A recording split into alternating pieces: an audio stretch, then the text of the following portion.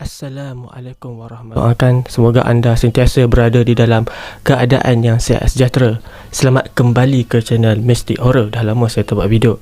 Jadi pada malam ini saya ada satu kisah yang saya nak sampaikan. Tapi kisah ni dia panjang, dia ada dua bahagian.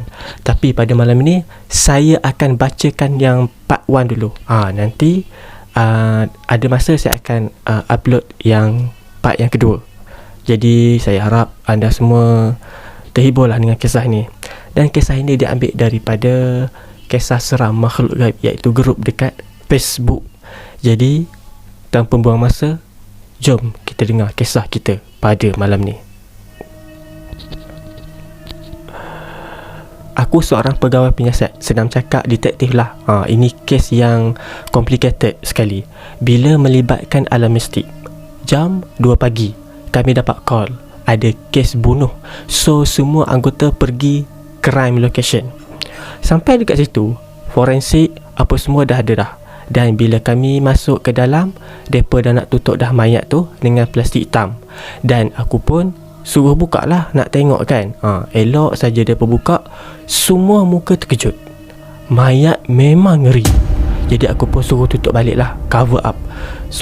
Ada seorang tua berpakaian ala-ala silat, berbaju hitam dan seluar hitam tu. Apa nama pun tak tahu nak cakap. Mayat dia banyak kesan cala, macam ditoreh-toreh. Dan ada juga kesan seperti dia dicekik. Dan di hujung belakang leher dia ada kesan luka, macam suspek tu seolah berkuku panjang. Ada kesan luka baris panjang gitu. Lepas dah puas tengok apa semua benda, lepas tu aku pergi dekat pegawai forensik tu.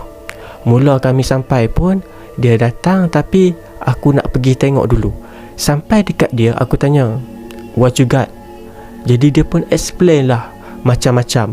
Dan yang paling penting, sebab kematian memang dicekik, tapi no fingerprint. Biasalah kan, takat cap jari tu boleh kata suspek guna sarung tangan. Tapi kalau fikir logik akal lah, kalau guna sarung tangan, daripada mana datangnya kesan kuku panjang tu? Lepas tu dah siap apa semua. Masa kami nak balik tu, ada seorang tua, dia pakai jubah.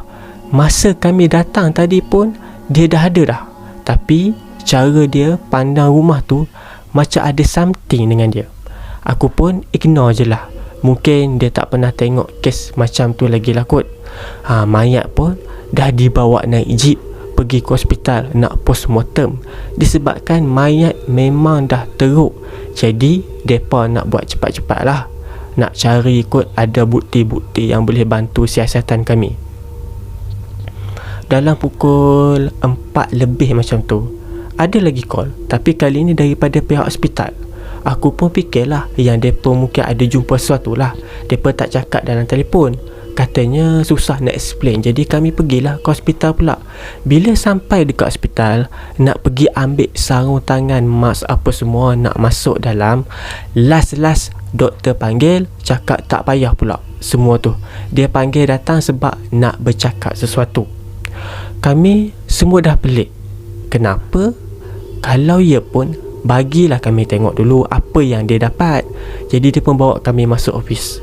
Anggota semua duduk luar je, sebab office dia kecil. Jadi kami dah macam sadin lah kalau masuk pun. Lepas tu dia pun macam berat hati nak cakap. Lepas tu aku pun cakap lah, tak apa doktor, cakap je lah apa yang doktor jumpa. Lepas tu dia mula bersuara macam ni. Tadi masa aku nak pergi masuk dalam, nak mulakan operasi postmortem ni, ada orang tua duk tunggu dekat depan pintu masuk. Bila aku sampai, dia pusing dan tengok aku. Lepas tu dia cakap, "Tolong." Habis saja dia cakap, dia terus berjalan pergi. Tapi dia jalan tu laju semacam. Jadi aku pun macam pelik lah kan. Tapi sebab dah ada kerja, so aku ignore je lah. Aku pun masuklah ke dalam. Aku buka peti si mati. Aku buka je kain tu, angin punya lah laju langgar muka aku. Aku pun pusing balik nak tengok mayat. Masa aku buka kain tu, aku tak tengok mayat, sebab aku dengar ada bunyi angin. Jadi kepala aku pusing ke tepi. Masa aku tengok balik, mayat tak ada, kosong. Satu apa kesan darah pun tak ada. Memang betul-betul kosong. Jadi aku pun cepat-cepatlah tutup peti, nak keluar. Sambung doktor tu lagi. Masa tu baru budak-budak sampai. Dia bertanyalah aku cakap mayat hilang. Semua muka terkejut. Tambah-tambah budak praktikal, masih baru. Lepas tu mereka macam dah tak berapa nak percaya. Mereka cakap, jom kita masuk tengok sekali lagi. Jadi kami pun dah ramai, jadi masuklah ke dalam. Budak praktikal tu je yang macam takut-takut sikit. Yang lain nak kata expert tu tak ada lah, tapi dah biasa dengan mayat-mayat ni. Jadi mereka buka lah peti. Jadi betul apa aku cakap, mayat hilang. Semua muka habis cuak. Kali pertama masa mereka nak tolak tutup balik pintu tu, dia tertutup sendiri, seolah-olah ada orang tarik daripada dalam. Lepas je pintu tu ditutup, pintu lain pula terbuka. Pintu tu tutup, terbuka, tutup, terbuka. Banyak pintu yang terbuka dan tertutup. Kami dah cuak tahap gaban dah. Lepas tu pula keadaan okey balik. Tapi tak lama lepas tu ada satu pintu dia terbuka dan mayat dekat dalam tu tercampak keluar. Kau bayangkanlah, mayat yang dah mati aksiden berkecai anggota badan berselerak dalam bilik tu. Budak praktikal tu menjerit-jerit sampai pengsan pun ada. Kami pun dah tak fikir panjang, dah tak fikir dah pasal mayat. Terus angkat budak tu, kami bawa keluar. Bawa budak tu pergi cek dan lepas tu dia sedar. Cuma dia macam trauma dan takut-takut. So kami pun bagilah dia balik awal. Ada seorang teman dia dan kami pesan esok tu pergi jumpalah mana-mana ustaz untuk pulihkan semangat. Sebab kami tengok dia memang dah pucat lesi dan lesu, macam orang dah hilang semangat nak hidup dah. Lepas tu aku call kau. Sebab itulah aku cakap susah nak explain dalam phone. Dan sebab itulah aku tak bagi korang masuk. Sebab ada orang tengok kita orang kutip balik isi-isi dengan tulang mayat tadi. Tapi ada seorang ustaz teman, dia orang doktor menghabiskan cerita je. Lepas tu waktu tu aku dah blur. Kes apa ni? Jadi kami pun pergi cek balik. Memang mayat dah tak ada.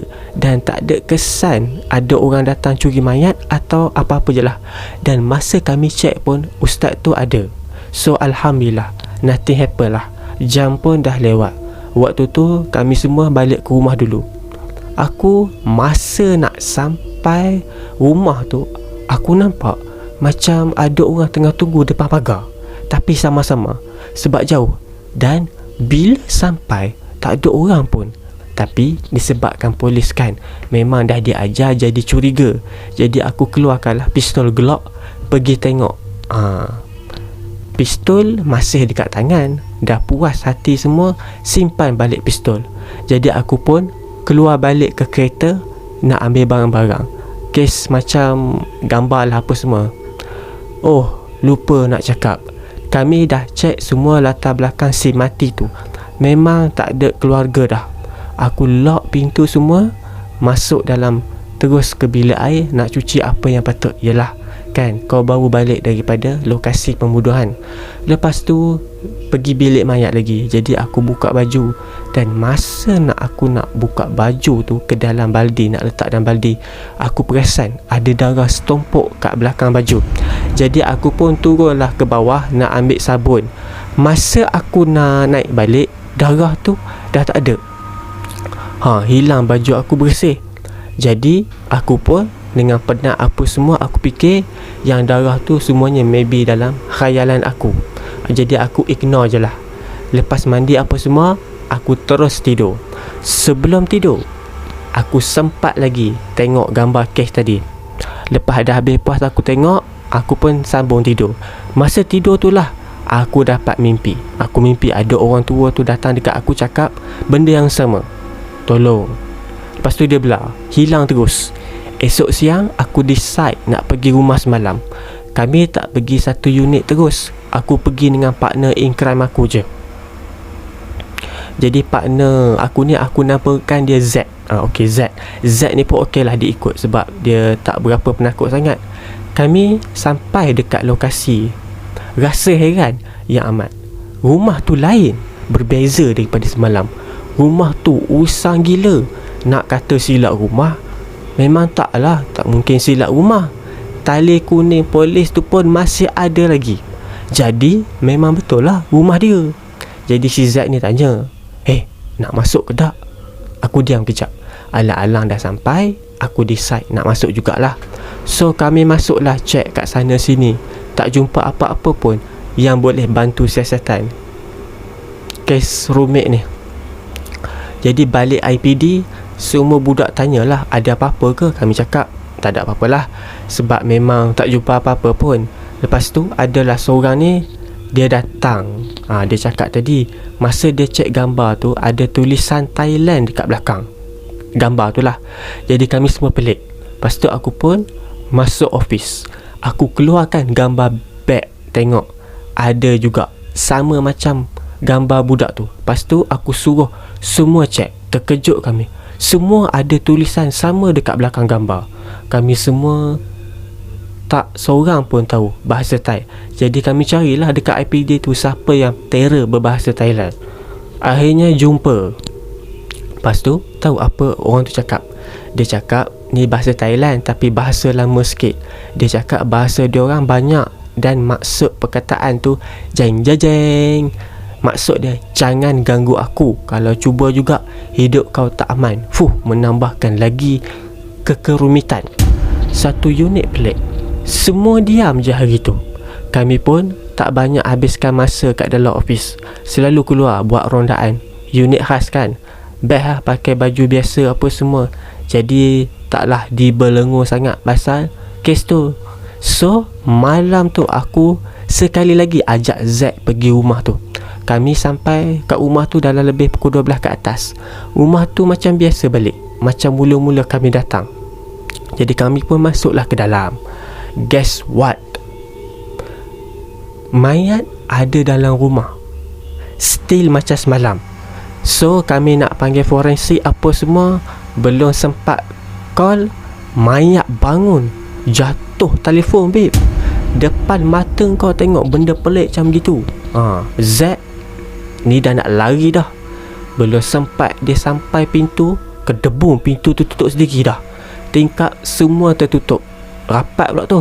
Jadi kami terperangkap dalam rumah tu. Dan mayat tu rebah balik. Aku dengan Z apa lagi? Aku tengok dia, dia tengok aku. Aku ambil balik telefon, simpan dalam poket je. Tak jadi nak call unit forensik. Lepas tu bersambung. Nantilah admin sambung. Okey, ini adalah kisah pertama. Kisah pertama pula dah. Ini adalah bahagian pertama. Jadi ada part yang kedua. So stay tune.